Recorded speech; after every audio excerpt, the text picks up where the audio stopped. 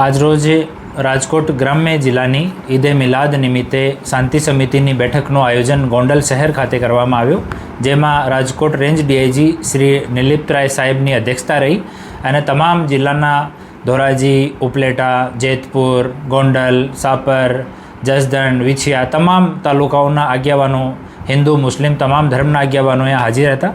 આ આગેવાનોને તમામને મંજૂરી માટે, શાંતિથી ઉજવણી કરવા માટે, પ્રોપર પરમિશન લઈને કાર્યક્રમ કરવા માટે, જો નિયત સમય મર્યાદા છે એના પછી કોઈ કાર્યક્રમનું આયોજન નહીં કરવા માટે, શું કામગીરી કરવાની, શું નહીં કરવાની, આ તમામ વિષયમાં માહિતગાર કરવામાં આવ્યા.